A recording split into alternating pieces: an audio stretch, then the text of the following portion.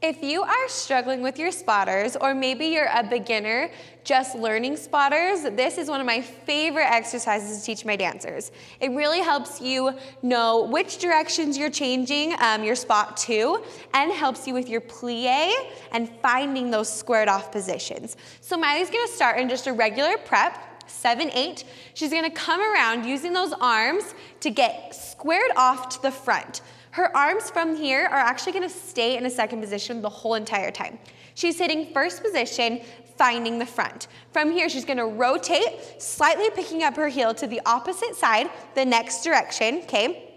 Squaring off her first position. Continuing all the way around to the back, to the other side, and then to the front. Notice that her standing leg is not rising to a full releve every single time. She's really just pivoting that heel around. That's gonna help the overall just like balance and control of everything.